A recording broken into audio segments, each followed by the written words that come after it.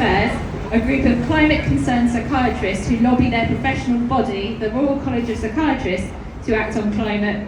Her topic is eco-anxiety and moral injury. Thank you. Thank you very much.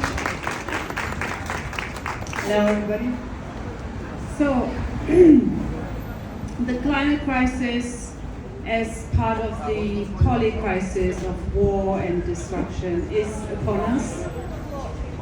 When I first awoke to the full magnitude of the climate crisis in 2019, it was through a German climate scientist, Professor Schellnhuber, who I heard speaking at a conference in Berlin. Schellnhuber famously said, "I am telling you that we are putting our kids into a global school bus that will, with 98% probability, end in a deadly crash." In a recent study by Professor Tim Lenton from Exeter University, it is said that over the next 50 years, in a business-as-usual scenario, 1/3 of the global population is projected to experience an uninhabitable planet. So let that sink in. I think you've already heard a lot of that today, but 1/3 of the global population living in an uninhabitable climate over the next 50 years. So climate change, according to the WHO, is the biggest health threat facing humanity.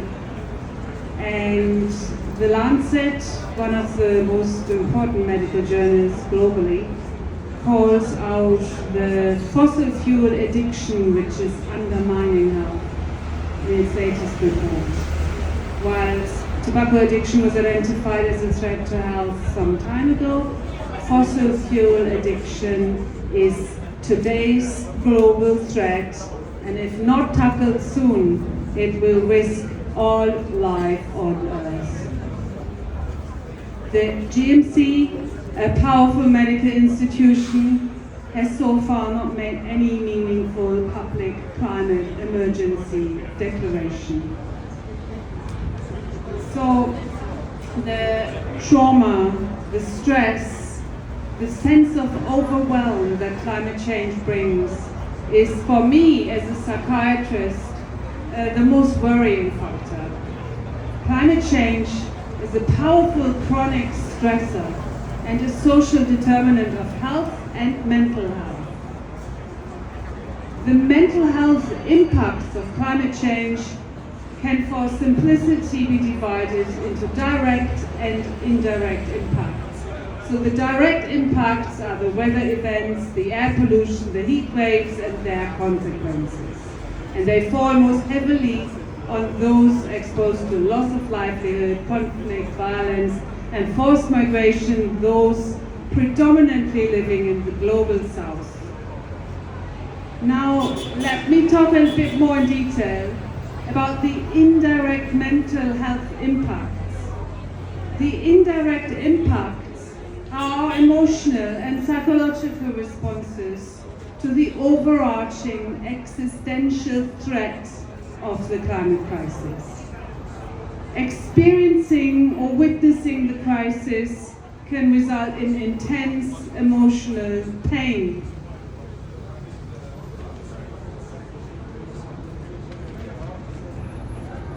So this has been described as climate anxiety, distress, grief, or trauma. Climate anxiety or grief is the feeling of loss, helplessness, and frustration when faced with climate change and the climate crisis. The term describes the feelings of uncertainty and anticipation of the unknown when we think of the crisis. Climate grief is the grief some people feel because of the ineffective progress world leaders have made over decades to deal with the crisis.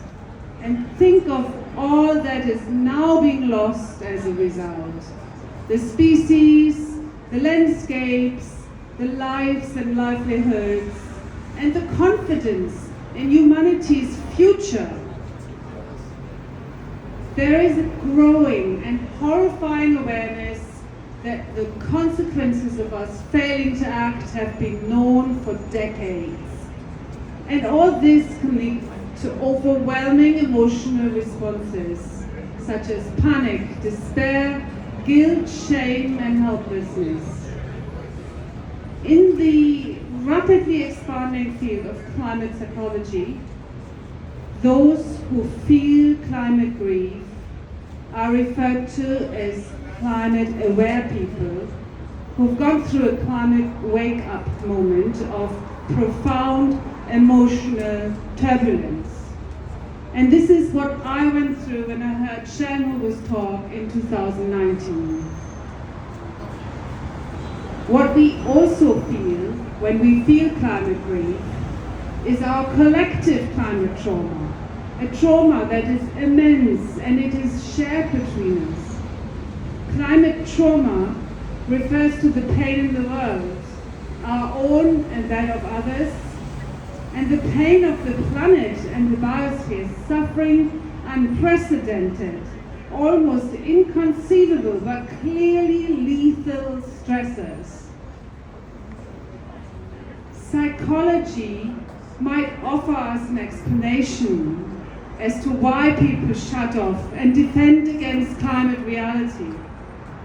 To face these overwhelming realities can be too much, and humans have the capacity to mentally escape if overwhelmed. And this process is called dissociation in psychological terms, or it can be called denial. But difficult emotions can also play a pivotal role in moving people towards taking action on climate. Climate anxiety and grief are good things if we can harness them. When Greta Thunberg says, "I want you to panic," she shows us how we will fail to do what is required unless we feel the gravity of the situation. The capacity to be in touch with external reality has long been regarded as an indication of mental health. And given the threat we face, we can say that it is healthy to be frightened. We have anxiety as a protective mechanism to alert us to danger and motivate us to respond to reduce the threat we face. It is normal to feel anxious when faced with the reality of the climate and ecological crisis. Climate anxiety and distress are therefore not a pathology, and they are not diagnoses. They are healthy responses to an unhealthy reality. Now, I could go further and say that the real problem is denial. Why aren't more people aware of the crisis and anxious and scared? Why are so many of our professional colleagues so unaware? And why are our professional institutions not all raising the alarm? COVID-19 made headlines. But what about the climate crisis, the greatest existential threat to humankind ever? Those who report minimal concern over the climate crisis could be regarded as minimizing their personal suffering through denial. This could be regarded as an adaptive mechanism. However, I would argue that those of us who fully acknowledge their climate distress and take radical action as a result adapt to the situation in a much healthier way, because they realign their actions with a moral code that has been violated, and they do lead the way.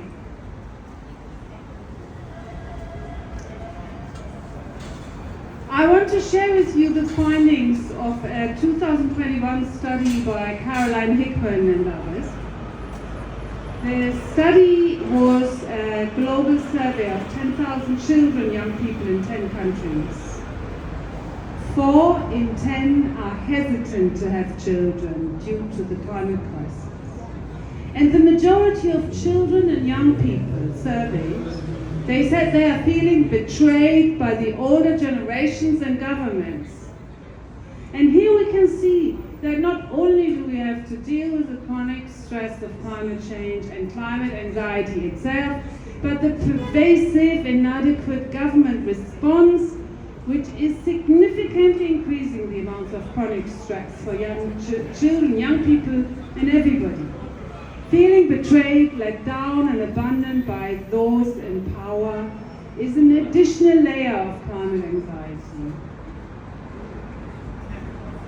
So this sense of betrayal and of feeling abandoned by those in power constitutes what we call a moral injury.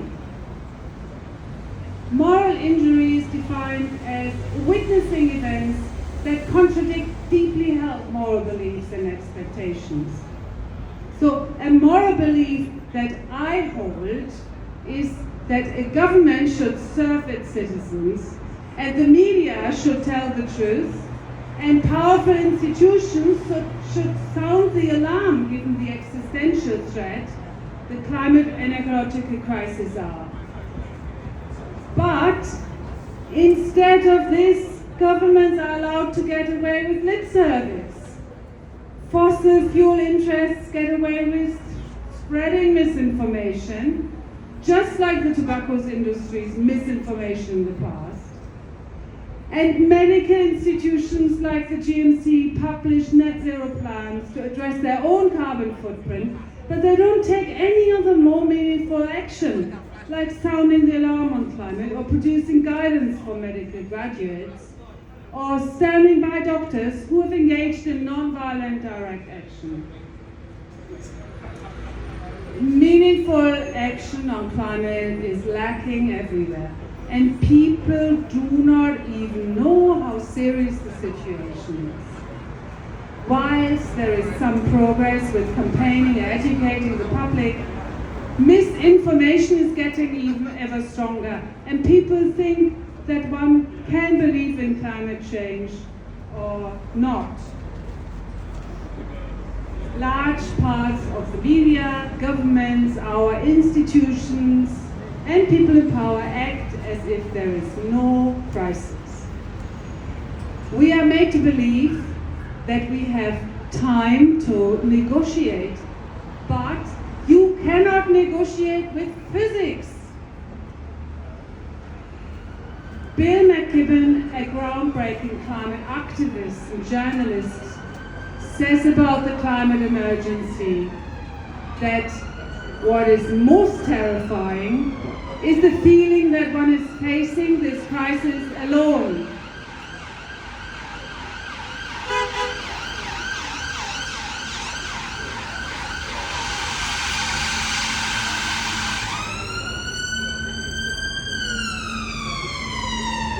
British psychoanalyst Sally Weintraub says that young people she studied are grimly aware of Earth's life support systems crushing, while those with political and economic power drive environmental destruction. And Weintraub says their political world might be said to feel like living in an unsafe family home with mad and unsafe parents. And to use her analogy, for me being registered with the GMC, not feeling supported as regards climate, can sometimes feel like living with an unsafe parent. Panu Pikula, another researcher who writes about climate anxiety, talks about disenfranchised loss. This is a loss felt strongly over nature's degradation by oneself, but denied or unseen by others. So for a young person, this is the adult's failure to engage constructively with climate change. This is the moral injury younger generations feel. And for a young person, this is very much like child abuse or neglect. I recently came across the concept of a a witnessing professional. This term was coined by Robert Lifton, a psychiatrist who studied the psychology of resistance. He believes that psychiatrists and other healthcare professionals have to step up and become witnessing professionals. Children and young people might need witnessing professionals as authoritative figures to help deal with the climate and other crises. It is very important that we fully understand the origins of our pain and climate distress. Yes, the moral code is broken and we feel moral injury, but this is only so because we have had a moral code in the first place. Despite the pain, climate distress can be an indicator for core human values, including altruism and concern for the planet. It can indicate that we really care for our patients and their futures and feel a duty to act when we believe that our patients' safety is at risk and that there are threats to the public's health. And in this sense, a degree of emotional disturbance may be important for us to realign our actions with exactly that moral code that we feel so deeply about. And we can now see that climate distress is more adaptive for both individuals and communities than denial. It can empower us to engage in the community-minded actions that we so desperately need, just like this one today.